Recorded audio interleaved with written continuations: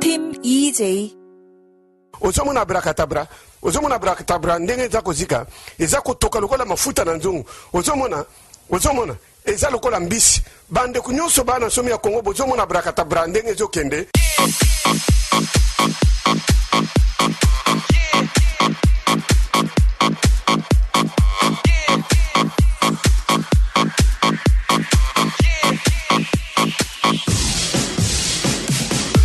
이 박사 김용민의 투돼지 쇼.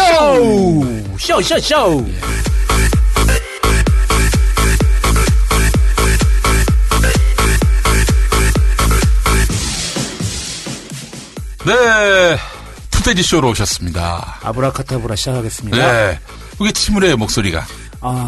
오다가 네. 급 브레이크를 밟았어요? 차는 안 타고 오고 지하철 타고 가는데 네. 급 신호가 와가지고 화장실로 뛰어가는 바람에. 네. 그래요. 그럴 때 정말 답답하지. 이게 또 참을 수 있는 게 있고 참을 수 없는 게 있잖아요. 그렇지. 네. 특히 가장 공포스러운 거는 불과 2-3분 전만 하더라도 전혀 문제가 없다가 갑자기 물 빌듯이 그렇죠. 밑으로부터 솟구쳐 올라오면서 빨리 내보내달라. 그렇죠. 마치 샴페인 뽕 딴 다음에 푹 넘치듯이. 그러니까 뽕 하는 건 그 콜크 딱딱한 건데 푹 넘치는 건 거품이잖아요. 그렇죠. 아주 그냥 꽉 채우고 나왔습니다. 관략근 잘 관리해야 됩니다. 네. 새해 나갈 수가 있어요. 자칫 잘못하면. 이미 제 후장은 좆됐습니다. 왜요? 계속 앉아서 그러니까 박사학위 받은 다음에 또 제가 몸무게가 많이 용민 형도 이해를 하실 수도 있어요. 네. 눌리다 보니까. 그렇지. 이 엉덩이 쌍바위 꼴이 이렇게 딱 벌어지면서 무게를 못 이겨가지고 그 부분이. 오늘은 CBS 아나운서 소식 없습니까? 난 만나질 못했네. 왜 그게 궁금해요. 아니 결혼했으면 끝났지 뭘. 네, 그렇죠. 근데 배공경 아나운서가 따로 연락한 거예요 그때? 아니 페북 들어가서 알았어. 나 정도면은 청첩장을 보내지는 못하더라도 메신저로 하나 글 한마디 남길 줄 알았더니 페북 들어가니까 결혼한 걸로 돼 있더라고. 우리 CBS 아나운서의 비화를 또 설명드리자면은 언제인지는 말씀 안 드리겠습니다. 한 여성 아나운서가 있었는데 한 번은 딴 데 시험보다 걸렸어요. 딴 데 시험보다 걸렸어. 통상 딴 데 시험보다 걸리면요. 징계 때립니다. 그래요? 네, 그래요. 왜 그래요? 그건 회사 행위지. 엄밀히 말하면은. 그래요? 예를 들면은 내가 국민 TV 다니는데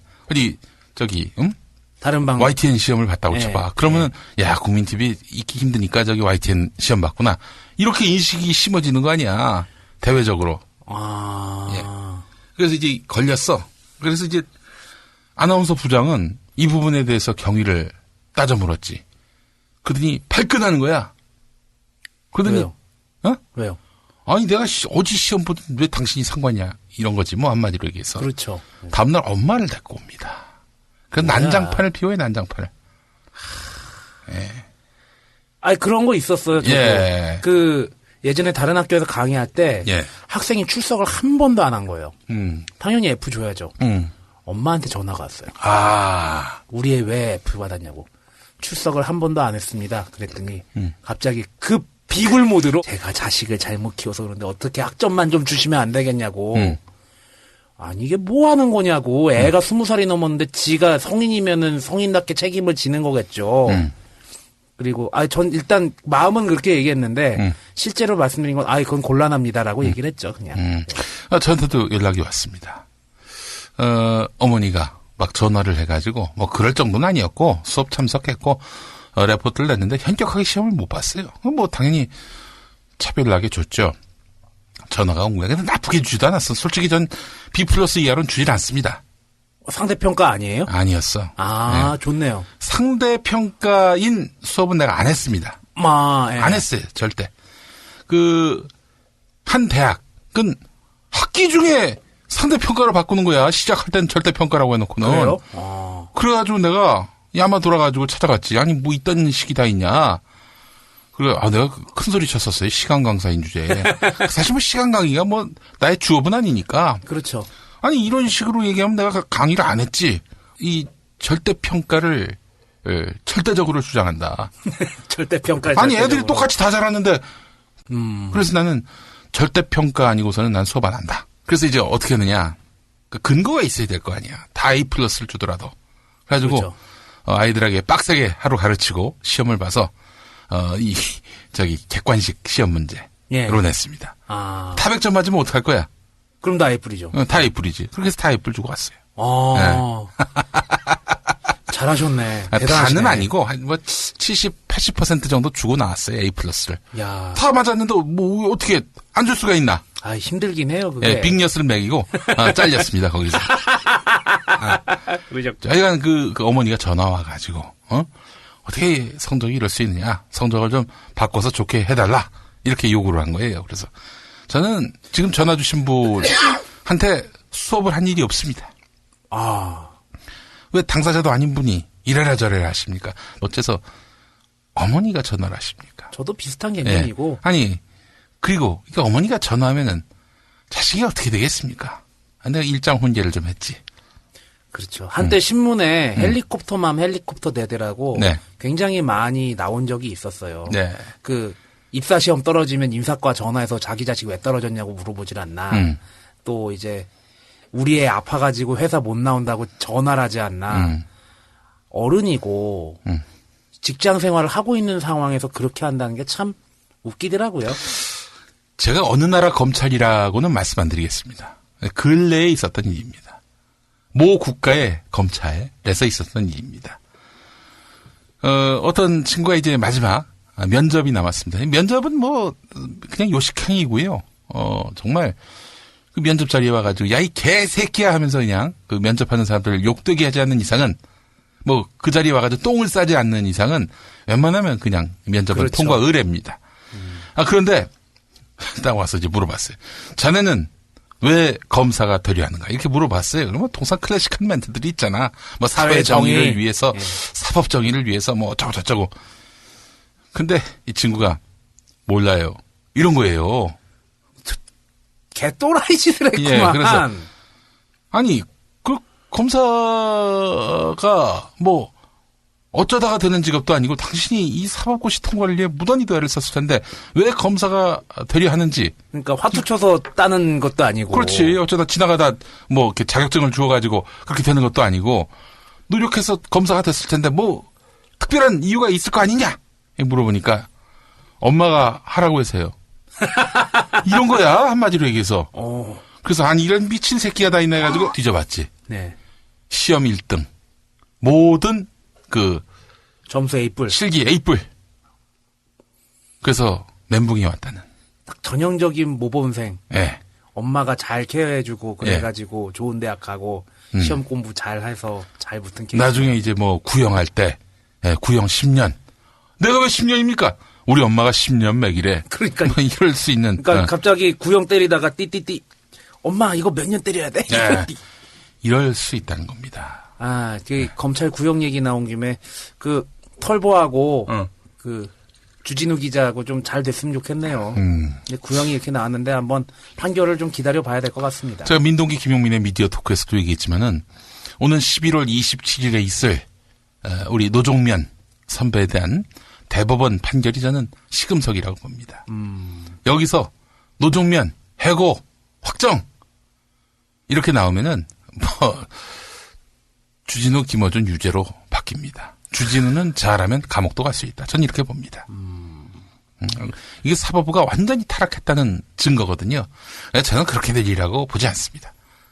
여전히 이 상식과 법리에 기초한 판단을 할 것이다라는 믿음을 저버리지 않고 있습니다. 근데 조금 금이 가기 시작한 것은 얼마 전 쌍용 자동차 해고 노동자들에 대한 해고가 합당하다. 이 판결이 나왔을 때 진짜 해골에 지진이 나지 않고서 어떻게 저런 판결을 내릴 수 있는가? 저희 댓글에도 보니까 이 박사 대법원은 믿어야 된다고 그렇게 얘기했는데 쌍차 사태 보고 넌 어떻게 생각하니? 뭐 그런 식으로 좀 비아냥되는 듯한 말투로 댓글을 쓰신 분이 있었는데 그런 얘기를 했었어요?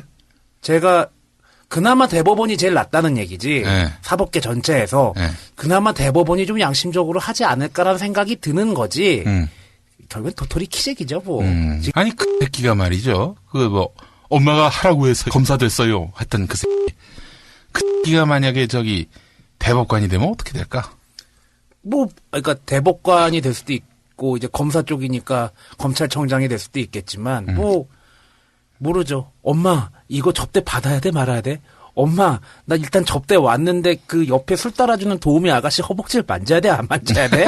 엄마 나 2차 올라가야 돼 말아야 돼? 그럴 거냐고. 어느 나라라고 얘기는 안 했습니다. 네. 한국이라고 착각하시는 것 같은데. 아니에요. 한국 아닙니다. 네. 한국 아니에요. 예. 제가 그리고 또 표정이 좀 급 우울해졌던 이유 중에 하나가 그 똥말이 온 거 말고 또. 제가 전화 한 통을 했어요. 누구한테? 그 강의에 좀 특강 강사로 초청할 아는 무속인이 있어서 불렀더니 갑자기 느낌이 싸하다고. 촉값 좀 보내달라고. 무슨 얘기야? 그러니까 왜 연등도 달고 무속에서도 연등도 달고 초도 이제 꽂아서 기도도 하고 치성도 드리고 그러잖아요. 그러니까 향값이나 촉값 같은 것 좀 정성을 좀 보내달라고 얘기하는 경우가 있대요. 사례금을 먼저 보내라.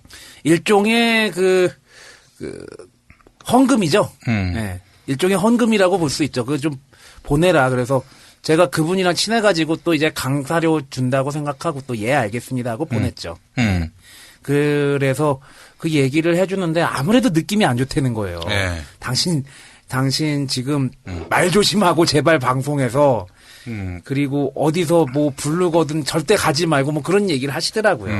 그래서 내 뒤통수와 내 주변을 싸게 만드는 그것들이 뭘까 하고 잠시 성찰의 시간을 가졌었습니다. 해직 교수가 된다는 얘기예요. 해직되면 되지쇼. 뭐 일주일에 2번씩 녹음하고 해야죠. 뭐. 아니 정년 트랙에서 해직이 돼야 좀 영예롭지. 비정년 트랙이 이렇게 잘리면 그렇게. 그렇기 때문에 잘 비비시는 것도 중요합니다. 저도 한번 대세게 한번 섰다가 꺾인 적이 몇 번 있었거든요. 때로는 좀 구부러질 필요는 있겠다. 너무 급하게 구부러지면 안 되겠지만은 적당히 구부러지는 것도 나쁘지 않다. 제가 낙곰수를 통해서 굉장히 배운 게 많은 것 중에 하나가 직설적이지 않게 얘기하면서 할 얘기 다 하는 방법. 그렇지. 뭐뭐뭐뭐라고 하는 설이 전해진다. 뭐 그런 소설이다. 절대 아니다. 뭐 지난번에 뭐 한번 써먹었더니 꽤 괜찮더라고요. 그렇지. 이 시대에는 다 그렇게 또 사람들에게 은어로 얘기할 수밖에 없는. 대체로 그렇게 좀 시대가 굉장히 억압적인 환경이고 또 상당히 권력의 횡포가 만연했을 때에는 이런 은어, 어떤 문화예술 작품을 통해서 은근히 은유를 하는 이런 걸로 해가지고 시대 정신을 이렇게 계속해서 흘렸습니다. 군대 암구어도 아니고 그 근무교대도 아니고 화랑하면 담배라고 알아차려야 되는 세상이니 참. 아니 똥을 똥이라고 얘기 못하고 된장을 된장이라고 말을 못하는 세상이니 참 답답하네요. 닭을 닭이라고 얘기 못하고 쥐를 쥐라고 얘기 못하는. 그렇죠. 이런 참 안타까운 현실. 예전에 그 김원중 씨 노래 중에 바위섬이라고 있잖아요. 파도가 부서지는. 그게 이제 5.18 광주 민주항쟁을 이제 얘기하는 건데 당시 노래가 불릴 때는 몰랐지. 시대가 바뀌고 나서 이게 그걸 은유했던 것이다. 그 메타포였다. 바위섬 너는 내가 미워도 나는 너를 너무 사랑해. 제가 요새 많이 듣는 그 노래 중에 들국화에 제발이라는 노래도 있는데 그 노래도 그런 설이 있더라고요. 제발 숨막혀 인형이 되긴 뭐 난 네가 원하듯 완전하진 못해. 제발 그만해봐. 그 가사들이 당시에 80년대 군부 독재에 대해서 외치는 얘기였다는 얘기도 있더라고요. 그렇죠. 제발 그만해봐. 나는 너의 인형은 아니잖니. 조용필의 생명, 이 노래도 역시 광주 민주화 운동을 얘기했던 것이다. 그러니까 이런 은유의 기법을 아는 거야, 박정희 정권 때는. 그래서 노래 가사 웬만큼 아리송하면은 다 금지곡 시켰던 거 아닙니까? 아리송해. 그 이제 많이 아실 겁니다. 뭐 예를 들면은 그 뭐 영시의 이별 뭐 이런 게 있었거든요. 영시면은 통금 시간인데 어떻게 그 시간에 이별할 수 있느냐. 뭐 그런 걸로 해서 금지곡이 되기도 하고. 예. 하여간 조금이라도 뭔가 좀 아리송하면은 다 그냥 금지곡했던 그런 시절이었고. 근데 사실 그 덕에 그 금지곡들이 오늘날까지도 다 기억이 되고 있어요. 그렇죠. 예. 70년대, 80년대 민주화 운동을 했던 그 선배들이나 노동운동했던 분들, 농민운동했던 분들, 당시 학생들, 그리고 민주정부 10년 아니었으면 저희가 여기 앉아서 이렇게 목사님들 못 씹죠. 이런 안가도 못생겼고. 그렇죠. 사실은 이제 개신교에 대한 그 언론의 비판이 본격화되기 시작하는 시점은 바로 김대중 대통령 시기였습니다. 김대중 대통령이 개신교 비판에 이러지는 않았죠. 다만 언론이 누구라도 성역 없이 비판할 수 있도록 문화를 만들어줬던 것이고요. 네. 저는 참 김대중 대통령을 거의 위인에 해당하는 분이다라고 보는 이유가 그분 때 수조 원을 들여서 우리나라의 인터넷 인프라를 만들어 놓았습니다. 예. 이명박이가 그 강바닥에다 30조를 갖다가 쳐박았다면은 김대중 대통령은 초고속 인터넷을 이렇게 설비하면서 이 나라를 인터넷 민주주의 국가로 만들어 놓았어요. IMF를 졸업시키고. 그걸 악용하는 씹새끼들도 있지만. 그럼요. 기본적으로 이로 인해서 우리 같은 대한 언론이 가능한 거 아니겠어요? 예. 그리고 이 대한 언론이 좀 더 커야 되는데 예. 걱정이네요. 예. 저는 사실 올해가 세월호 국면도 있었고요. 아직 뭐 세월호 문제를 이젠 덮고 잊어버릴 그런 상황은 절대 아닙니다만 우리가 진상 규명 단 한 올의 의혹이라도 남김없이 다 푸는 그날까지 눈을 부릅떠야 되겠습니다만은. 내년에 더 이상 이제 좌절의 언어를 그치고 새롭게 웅비하고 새롭게 이제 말하자면 도약할 수 있는 그런 그 모멘텀을 만들어야 된다. 연말 특집하는 것 같은데요. 우리가 18대 대통령 시대에 살고 있지 않습니까? 2015년 비영신년입니다. 그렇죠. 네. 이 비영신년에는 우리가 좀 새롭게 웅비하는 그런 계기가 돼야 되겠다. 2015년은 을미년. 2016년이 병신년입니다. 정정합니다. 네. 뭐, 그 아버지는 18년 동안 독재를 하다가 돌아가셨고. 18년 동안 독재했었어요? 네. 오. 횟수로 18년? 뭐, 그리고. 생각해보니까 그러네. 네. 그래서 돌아가셨고. 그리고 이미 마치 18년 같고. 그렇죠. 예. 18년 동안 이렇게 그 집권을 했는데 그의 딸이 또 18대 대통령이네 보니까. 그러니까 그 전직 대통령 때도 1년 1년 가는 게 이렇게 느리다고 생각은 안 했거든요. 와, 이제 그러니까 지금 그 박근혜 대통령께서 대통령이 되신 지 2년이 됐잖아요. 와, 무슨 18년 같아. 2년이. 아, 2년이? 예. 아. 2년이 18년 같다고? 예. 아, 너무 과장 아닌가? 근데 시간이 이렇게 느리게 간다는 생각을 해본 게 정말 오랜만이에요. 요새 옆에 보시면, 제 옆머리 보시면 새치가 되게 많이 났거든요. 그래요. 근데 당신 뭐 탄압받은 것도 없고, 박근혜가 당신을 몰라? 근데 왜 그렇게 스트레스를 받아? 논문 써보세요. 논문. 아유, 예. 참, 2년이 18년 같은 그런 시대를 우리가 살고 있습니다. 근데, 아까 개신교 말씀하신 김에. 네. 요새 왜 이렇게 개신교에서 얘기가 많이 나와요? 무슨 얘기? 북한 쳐들어온다는 얘기 왜 이렇게 많이 해요? 아, 그래요.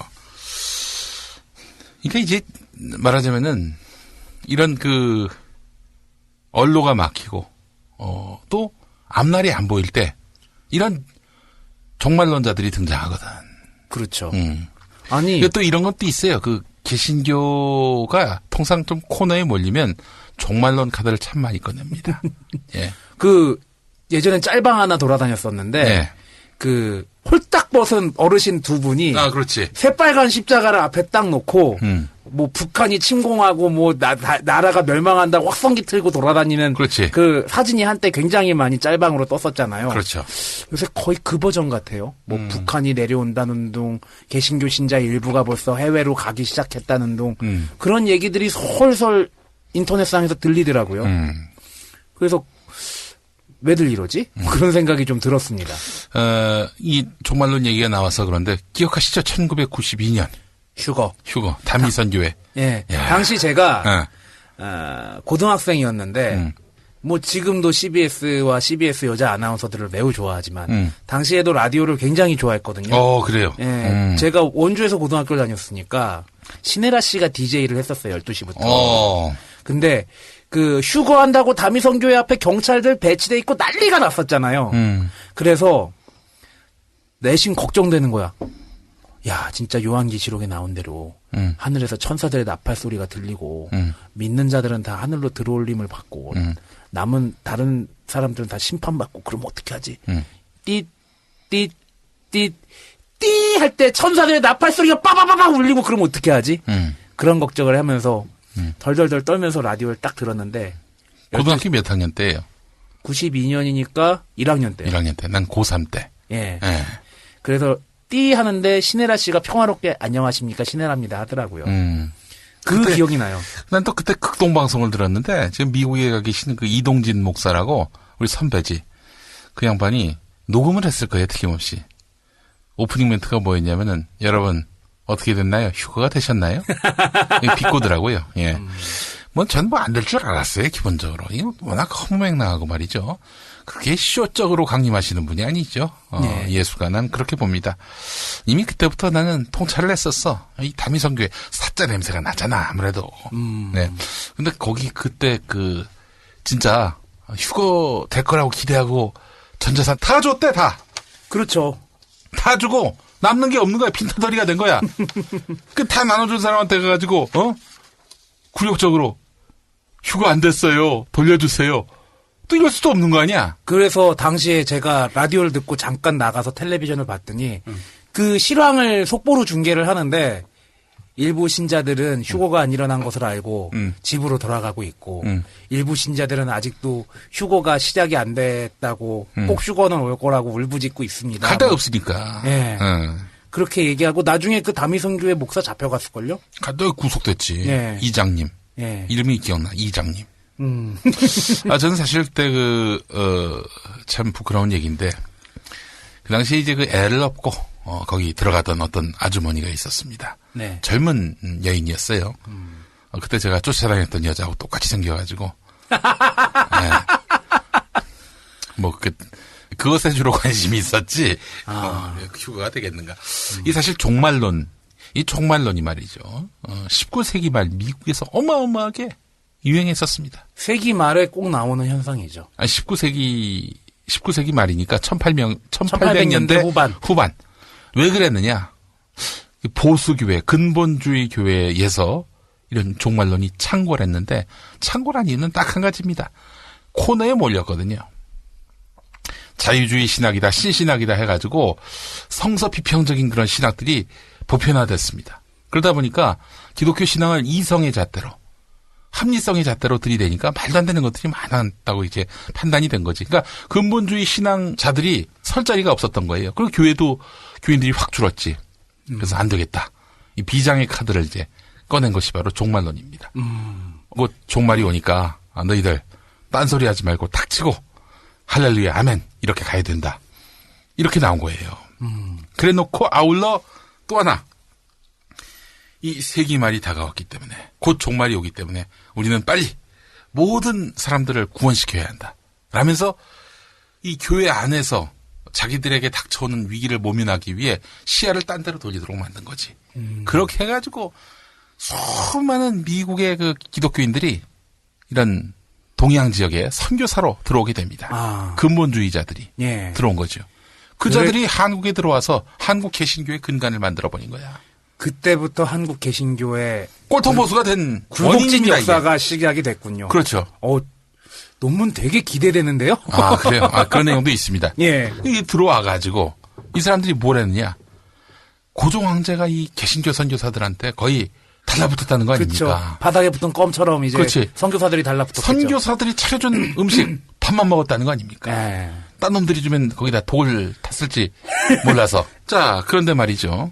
이렇게 조선 황실에 충성을 다했던 미국인 선교사들 생각이 달랐습니다. 어차피 대한제국은 망하니까 일본이 승리할 것이 너무나 분명하기 때문에 또 가스라테프트 조약 같은 걸로 해가지고 필리핀은 필리핀은 미국이 먹고 한국은 일본이 먹고 뭐 이런 식으로 해가지고 야합을 한 거지. 그러니까 일본한테 넘어가는 것이 너무나 확실시되기 때문에 우리 일제하고 등 돌릴 이유가 없다 해서 일제 협력을 합니다. 그래서 조선의 개신교인들을 중심으로 해가지고 독립운동 못하게 막습니다. 그 독립운동을 벌여야 될 시기에 그 회계운동을 막 일으킵니다. 그게 바로 평양 대부흥운동이란 건데 1907년에 있었어요. 을사늑약 1905년, 경술국치 1910년. 네. 그 시점, 그 무렵에 이렇게 1차 대부흥운동이 그때 일어났죠. 그러니까 막 부흥운동이 일어났을 때 뭐였냐면은 야 지금 삶이 팍팍하지? 나라 망할 것 같지? 살기가 족같지? 예수 믿어. 예수 믿고 야 네가 그 회개를 안 해서 그런 거야. 회개를 해야지. 이러면서 막 독립운동으로 발산해야 될 에너지를 그냥 기도하는 걸로. 기도 좋죠. 개신교인들에게 미덕 중에 하나가 기도하는 거 아닙니까? 신과 직접 교통하는 거. 근데 그게 아니라 이게 완전히 이 시대와 현상과 정치를 잊어버리게 만들어버리고 그렇게 해서 신앙에만 몰입하게 만드는 이런 상황이 되다 보니까 그냥 일본이 자연스럽게 대한제국을 강탈하죠. 그렇죠. 국권을. 예. 그 종교 내부의 위기를 종말론으로 돌파하는 방법도 있지만 그 국가가 위기의 차원에 있을 때 그 국가가 특정한 종교를 사상적 기반으로 해서 운용이 된다. 그러면은 그 국가의 위기가 있을 때 새로운 사상들이 당연스레 예언 사상으로 많이 나오죠. 그 대표적인 게 뭐 숙종 때 있었던 장길산. 장길산. 예. 그게 숙종 때예요? 예. 장길산이 활동을 했던 시기에 장길산과 함께 별난을 함께 모의했던 세력 중에 하나가 운부라는 승려였는데 이 승려가 또 미륵불 사상을 대대적으로 이제 믿고 자기가 그러니까 미륵불 사상을 믿고 이제 미륵이 올 것이다라는 예언을 바탕으로 해서 이 세상을 뒤집어 엎어야 된다는 얘기를 했었고 또 이필제 사건이라고 고종 때 있었던 사건이 있는데 이 이필제라는 사람이 동학운동과 직접적으로 관련이 있었던 사람이라는 주장이 있어요. 예. 그 고종 때도 역시 국가가 위기에 처했을 때 새로운 예언 사상으로서 등장한 대표적인 사례라고 할 수 있죠. 예. 그 사상에 그런 예언 사상이 나온다는 것은 당시에 국가의 사상적 배경이었던 유교 그리고 조선이라는 국가 자체가 위험하다는 일말의 증거일 수가 있다는 거죠. 마치 약간 양태는 다르지만 개신교 보수 세력이 위기에 처했을 때 종말론을 내세워서 돌파를 하듯이 약간 반대의 케이스지만 국가나 그 특정 종교를 사상적 배경으로 하는 국가에 위기가 있을 때 새로운 사상들이 종말론을 내세우는 것도 한 가지 양태로 나타날 수 있다는 얘기를 드릴 수가 있네요. 예. 요즘에 그 전쟁설이 나오고 있는데 한 여성 전도사가 뭐 또 학벌도 좋더만 보니까 그래요? 뭐 스펙이 좋대. 사람들이 스펙에 깜빡하는 거야. 환상을 심어주는구나. 예를 들어 내가 12월 전쟁설 해봐. 미친 당신 예수합니다. 그렇겠죠. 이 새끼 완전히 또라이가 됐구만. 이런 얘기 듣는다고. 당신 믿는 예수는 거짓 예수야 참 예수 믿어. 글쎄 말이야. 예.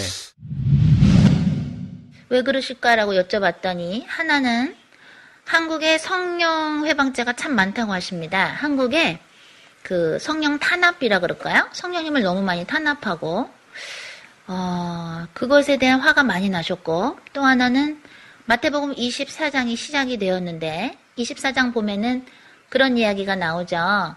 그 무화과에 이파리가 연해지면 여름이 온 거 아는 것처럼 전쟁이 일어나고 여기저기서 기아가 있고 말이죠. 지진이 일어나면 이제 때가 오는 거를 알아라. 물론 그때는 하나님 아버지만이 아시지만 그죠? 그래도 어떤 힌트라 그럴까요? 준비해야 되는 거룩한 신부로서 준비해야 되는 때가 온다는 걸 알아라는 건데 그 말씀이 응하여지는 경우라고도 말씀을 하셨습니다. 그래서 한국 전쟁을 조금 미뤄주시면 안 될까? 저는 계속 쫄라왔는데 하나님께서 한국 교회에 참 화가 많이 나셨고 그 다음에 어떤 뭐라 그럴까요? 사랑하니까 이러한 일을 허락하신다고나 할까요? 왜냐면 물론 우리는 원하지 않죠. 왜냐면 얼마나 많은 사람들이 죽겠습니까? 특히 주님께서 노인들을 위해서 많이 기도하라고 하셨고 한국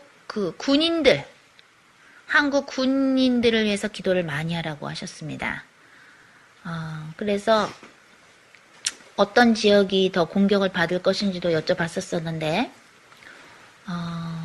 주님이 저에게는 한 2군데를 말씀해 주셨는데, 그거를 제가 어떤 뭐 사회적인 뭐 피해나 뭐 이런 거가 혹시라도 있으면 안 되니까 그거는 제가 발표를 못 해드리겠고, 확실한 것은 하나님께서 한국의 전쟁을 취소하시는 마음은 없다는 걸 알았고요.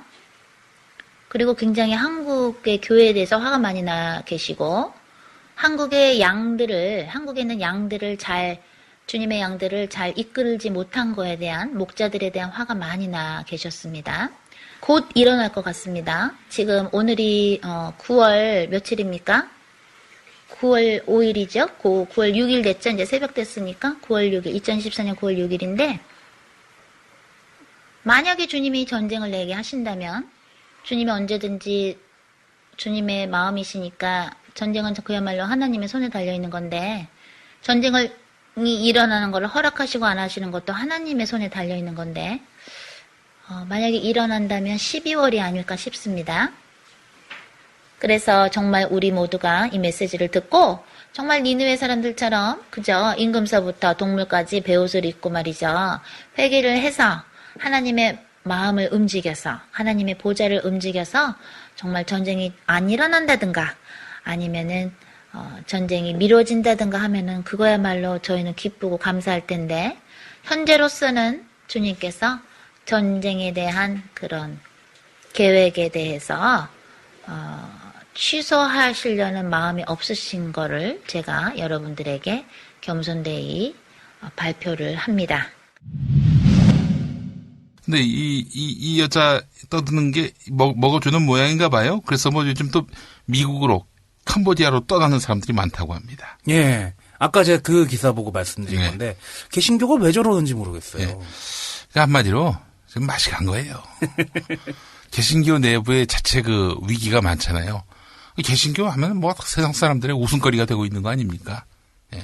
옛날 같지가 않아요. 옛날엔 그나마 70년대만 하더라도 그 개신교회의 문화 이런 것들이 굉장히 선구적이었어요. 그렇죠. 그러다 보니까 뭐 교회 내에서 불렀던 가스펠송이 실은 가장 선구적인 문화였고 그랬었어요.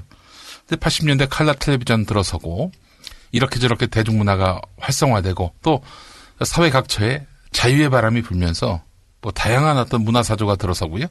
교회가 설 자리가 없는 거지. 오로지 신을 향한 수직적인 찬양 이런 것만 있는 그런 교회 문화가 교회 문화로만 머물고 있을 뿐이고, 아울러 이 교회가 자정 능력을 상실하면서 세상의 비웃음거리가 되면서 거의 개신교가 이젠 사교 집단처럼 돼가고 있는 현실이기도 합니다.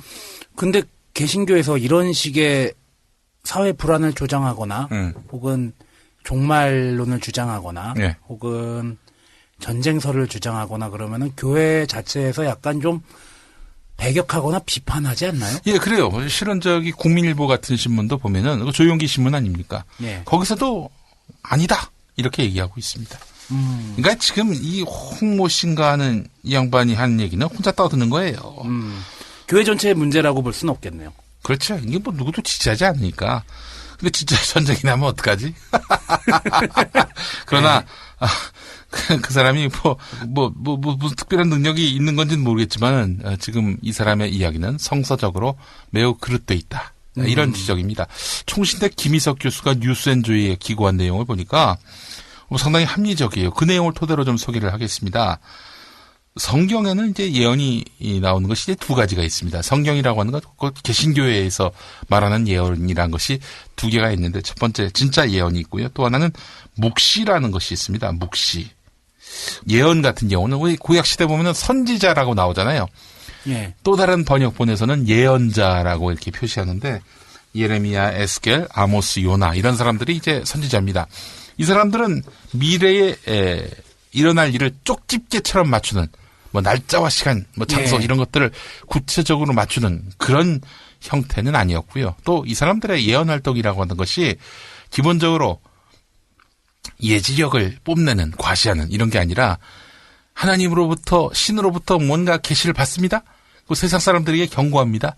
그 경고를 한 다음은 회개를 시키기 위한 것이지, 진짜 야 너희들 좆될 거야.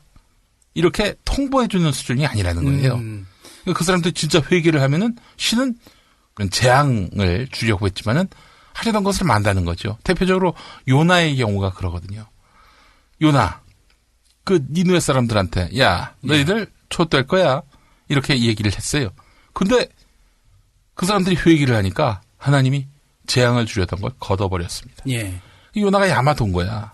아이 씨발 내가 예언을 했는데 맞아야 될 거 아니야. 내가 이렇게 떠들었는데 쪽팔리게 말이야. 뭐 이러면서 신에게 저항하기도 했는데 뭐 한 이런 식의 그 예언이 하나 있고요. 또 하나 묵시라는 것이 있습니다. 그 요한계시록을 요한묵시록이라고도 말하죠. 네, 그렇죠. 묵시록의 이 묵시라는 것은 장차 일어날 종말, 심판, 구원 뭐 이런 겁니다. 그래서 여기 보면 구체적인 그 시간 언급들이 많습니다. 한때, 두때, 반때, 뭐 1350일 이렇게 구체적으로 예. 날짜가 표징이 돼요. 시간, 수치가 표징이 되고요. 그 이 묵시의 글들이라고 하는 것은 너희들이 이 잘못을 해서 심판이 임한다 이런 내용이 아니라는 겁니다. 그러니까 타협하지 말고 너희 믿음을 지켜라 이런 얘기죠. 그 지금 보면은 지금 우리 홍모 씨가 하는 얘기는 이게 무슨 회개를 촉구하는 것도 아니고 너희 믿음을 굳건히 지켜라 이게 아니잖아요. 예. 응? 전쟁 날 것이다. 도망가라 이게 예. 아니에요. 이게 예언도 묵시도 아니라는 겁니다. 아니 근데 지금 개신교 얘기만 많이 해서 예언은 묵시는 개신교의 문화인가? 기독교 문화에서만 그런 게 있나? 뭐 다들 아시겠지만 절대 아니고요. 딴 데도 있어요. 뭐 일단 아까 말씀드렸던 미륵의 얘기도 석가모니가 현우경 같은 여러 불전들을 보면은 불교 경전들을 보면은 미륵의 출현을 예언을 하고 있고요. 이제 미륵의 정의가 자비로운 분이란 뜻이고 석가가 인멸한 후에 56억 7천만 년이란 먼 훗날에 올 거라는 그런 예언을 담은 그런 존재인데 뭐 아주 단순하게 얘기해서 제가 오늘 뭐 전화 통화했던 그 보살님도 예언을 하지 않습니까? 예.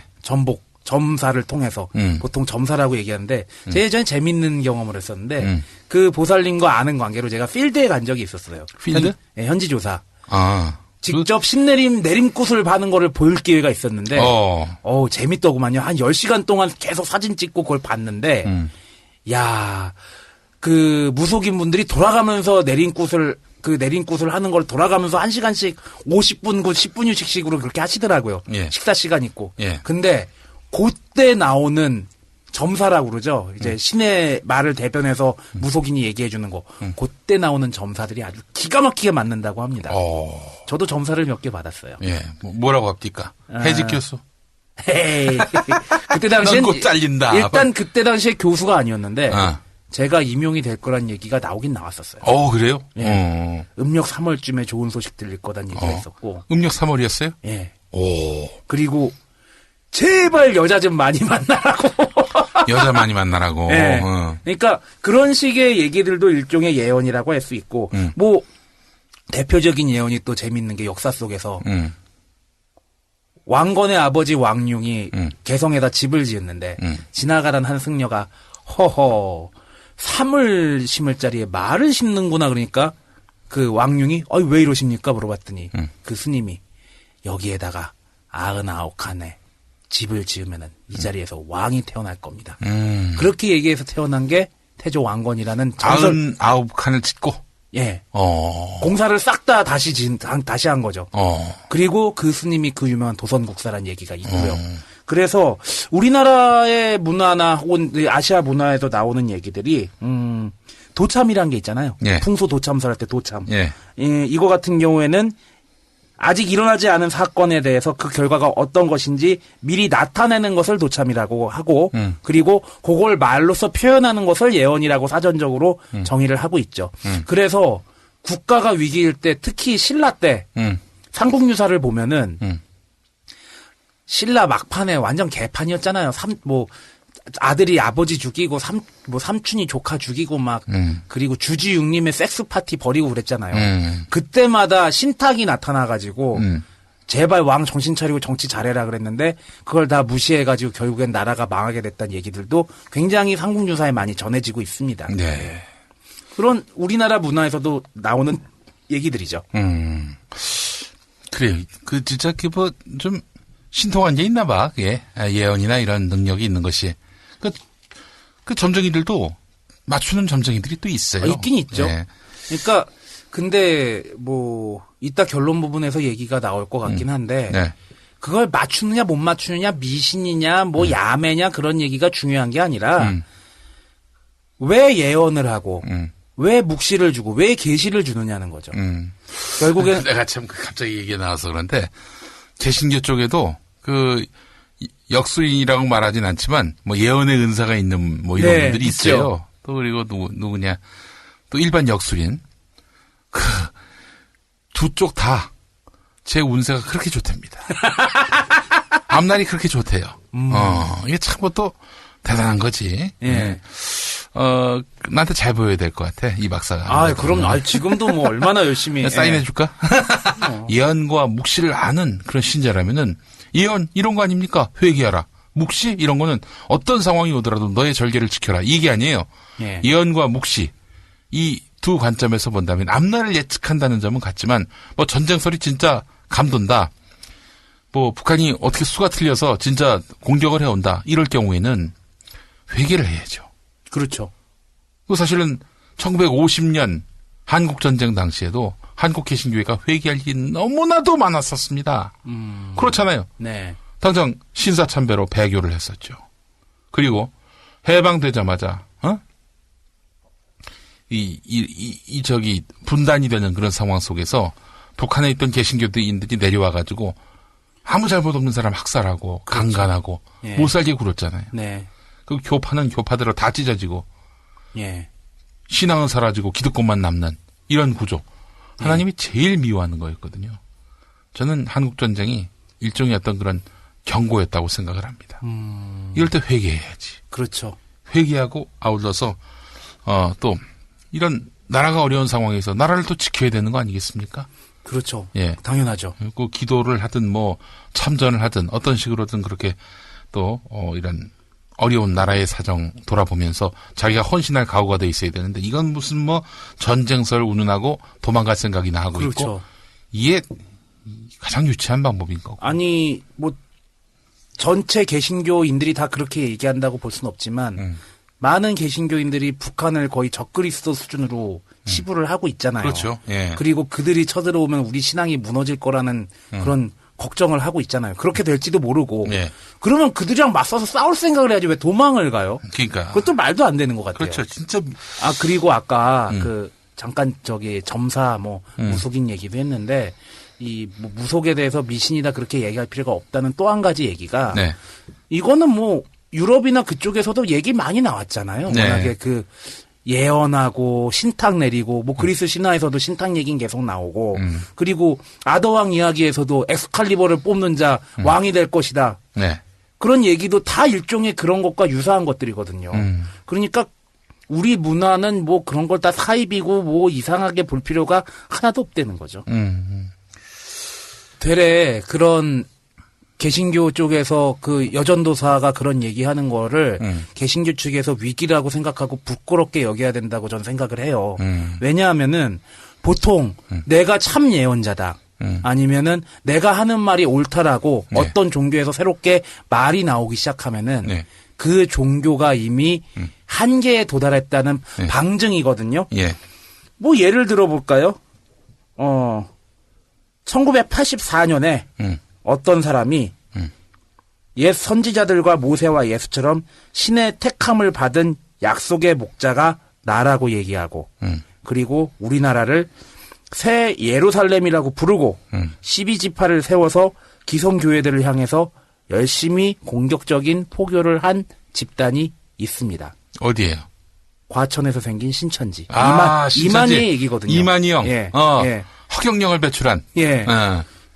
오히려 지금 아까 얘기 나왔듯이 그렇게 기득권을 가지고 있는 종파가 위기에 처해 있을 때 종말론을 퍼뜨리거나 그런 행태를 벌이는 게 아니라 예. 자기가 참예언자라고 나온 사람들 일면 때려 누르기도 하는 것 같아요. 예. 근데 그거를 때려 누르는 거는 뭐 종교 내부 사정이니까 그렇다 치고 그만큼 그게 자기네들의 위기라고 생각을 해야 된다는 거죠. 예. 또 다른 예를 들어볼까요? 예. 바하이교라는 종교가 있습니다. 아, 뭐 그런 종교도 있어요? 예. 이 바하이교가 예. 한국에 있어요? 우리나라에도 일부 들어온 걸로 얘기가 전해지고 있고요. 예. 결국에는 왜 그런 얘기 하잖아요. 유대 기독교 전통상 유대교, 기독교, 이슬람교는 결국에 다 같은 God를 믿는다. 그런 얘기 많이 나오잖아요. 예. 그리고 여러 가지 공통점들 뭐 예언자적 전통이라든지 뭐 그런 것들 선지자 전통이라든지 그런 것들 따지면은 다 비슷한 종교도 같은 신 믿는 거다. 바하이교가 그런 거 주창하는 건데 이 바하이교도 이슬람교에서 새로 생겨난 신종교거든요. 그래서 이슬람에게 이단이라고 엄청나게 많은 탄압을 받았다고 합니다. 터키에서 생긴 종교거든요. 이거 역시도 당시에 이슬람이 약간 흔들리는 모습을 보이니까 생겨나기도 했고 예. 또 통일교도 마찬가지죠. 메시아적인 사상을 굉장히 한국적으로 다시 풀어가지고 결국에는 문선명이 참 뭐 메시아고 뭐 그리고 참 부모니 뭐 가족이니 좀 전통적인 가족 개념들도 많이 접목을 시켰잖아요. 이거 역시도 문선명 개인의 무슨 욕심일 수도 있고 아니면 문선명이 따로 뭐 계시를 받은 걸 수도 있고 그건 잘 모르겠지만 그때 당시 기독교가 그만큼 그리고 시대도 그만큼 안 좋은 시대였기 때문에 그런 사람이 나왔다는 얘기거든요. 결국에는 지금 이런 식의 개신교에서 전쟁이 난다느니 이런 예언을 하고 있는 사람들이 있다면은 개신교가 반성을 먼저 해야 되지 않나라는 생각이 들어요.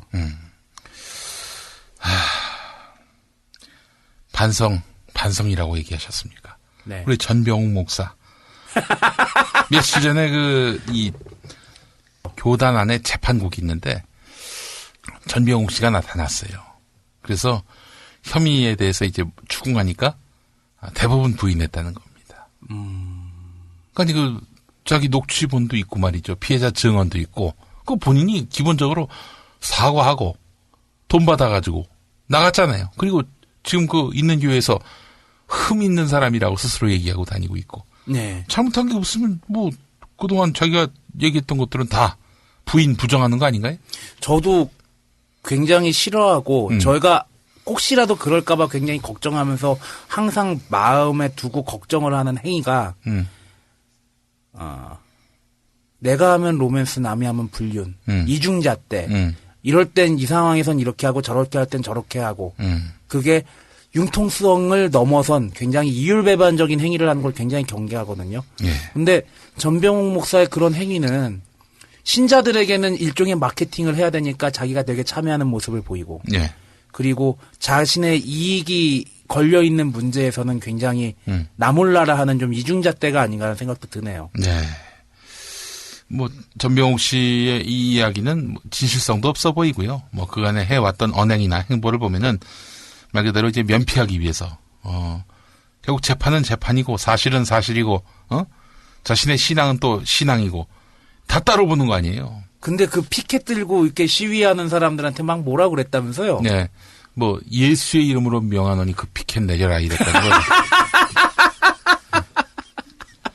예, 풀 워딩으로 내가 한번 얘기해 볼게요. 그 피켓이 무슨 내용인가를 따져보고, 이걸 다 풀어서 얘기하자면은, 예수의 이름으로 명하노니 성추행 목사를 징계하라는 피켓은 내려라! 이 얘기 아닙니까? 예. 예. 아니, 그것도 신탁인가요? 예? 그것도 예언인가요? 예수님. 신의 이름, 신의 말씀을 대변해 주는 건가요? 하늘로부터 벼락을 맞을 일이지. 그게 무슨 말도 안 되는 얘기라고 있어요, 이게. 어디서 그런 걸 배워가지고 말이죠. 예. 어이가 없네. 반성 이야기 하셨기에 제가 전병욱 목사 얘기를 한 겁니다.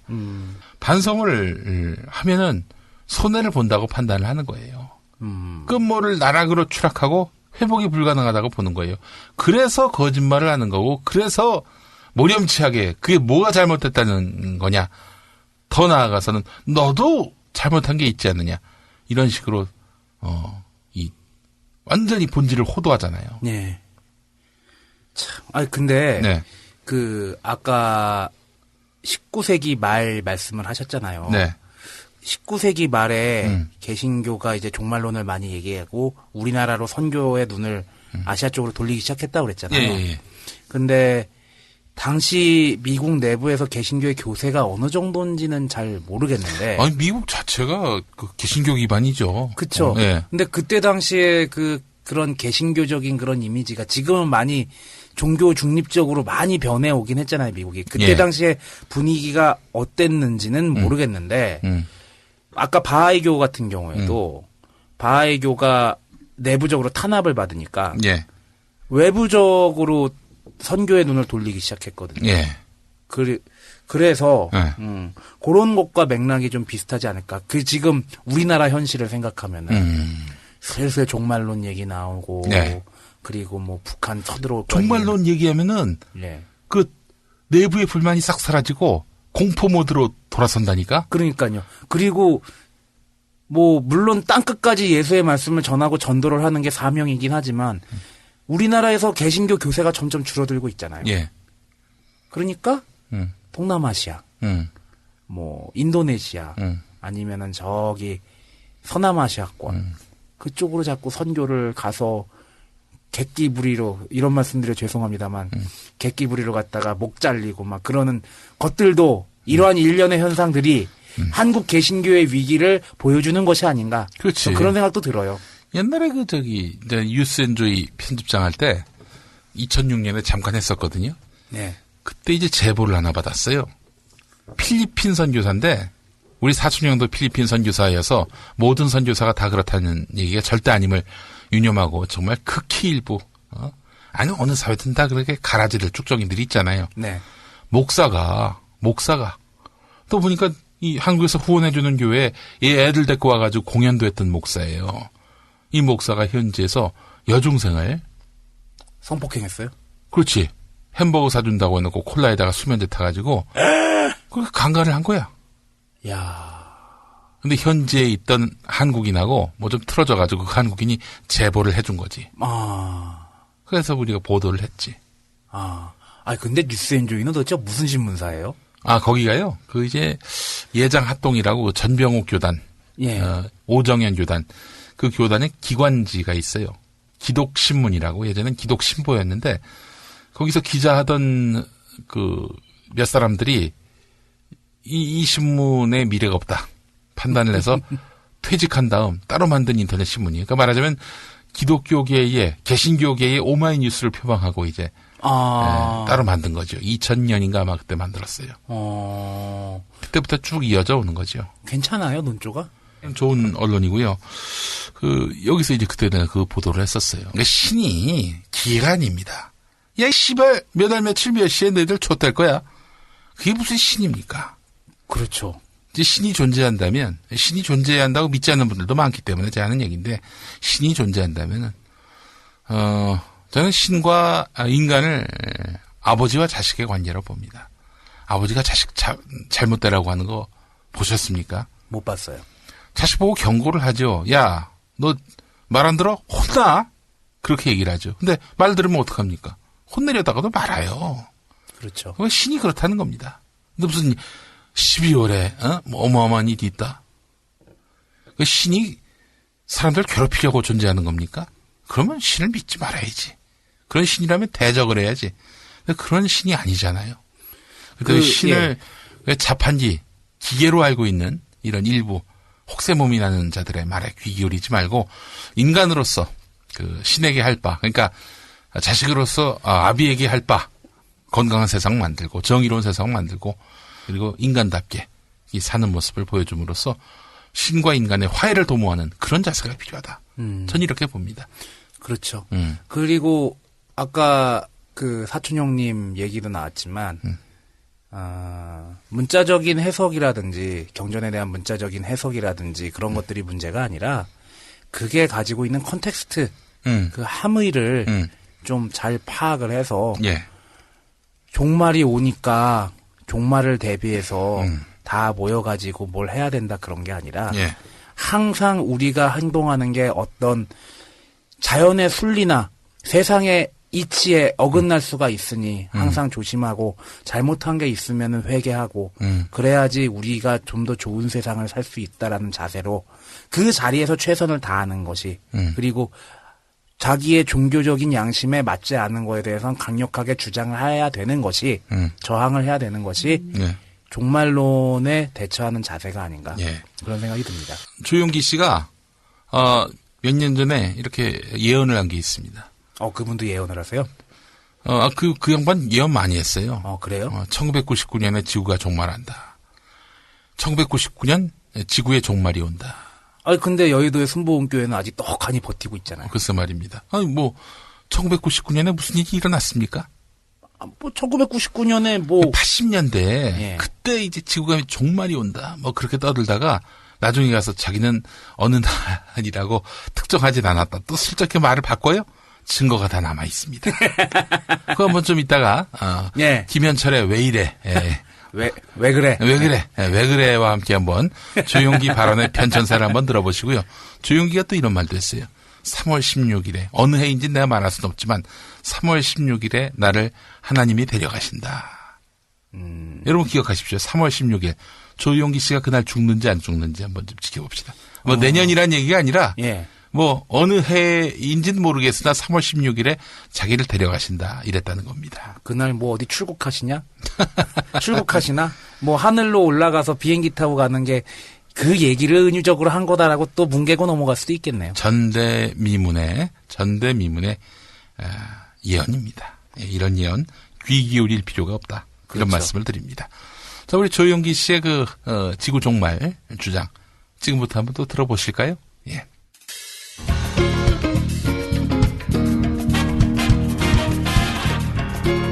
그러므로 여러분 이 역사는 이대로 내버려 놓아도 멸망하고 말 것인데 하나님은 이 모든 것을 심판의 날을 위해서 예비하고 있는 것입니다.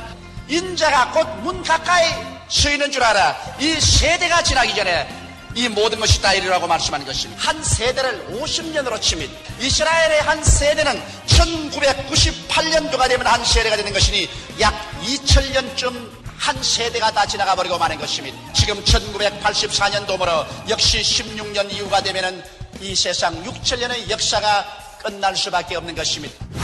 더구나 1990년도가 왔습니다. 이제 서력기원 2000년 되는 10년밖에 남지 않았었습니다. 이제 세계는 마지막 종말을 향하여 달려가고 있다는 것을 알고 있는 것입니다. 살아남은 우리들이 다 변화되어 공중으로 올라갈 순식간에 그 때가 어느 순간에 다가올지 모르고 있는 것입니다. 이스라엘 독립을 기점으로 해서 벌써 말세의 카운트다운이 시작되었다는 사실을 주님께서 말씀을 하고 계신 것입니다. 투돼지쇼 EJ 생활역사 협동조합과 미디어 협동조합이 함께 만드는 본격 종교 교양 프로그램입니다.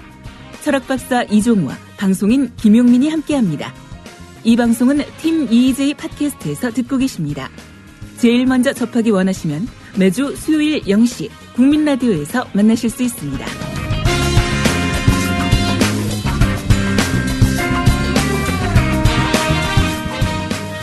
1999년 그 기점으로 해서 조용기 씨의 그 세가 확실하게 꺾였어요. 하향세였습니다. 2000년에 교회를 사랑하는 장로 모임에서 교사모 장로들이 들고 일어났고요. 그때부터 조용기 씨와 관련한 각종 비리 의혹이 막 쏟아져 나왔습니다. 그때부터는 완전히 하강세였지. 조용기의 종말이 시작된 시점이 1999년일지는 몰라도 지구 종말까지는 아니었다. 이런 말씀을 또 드리고 싶습니다. 예. 자, 오늘 마무리 짓도록 하겠습니다. 예. 다음 주에 뵙겠습니다. 예, 감사합니다. 예.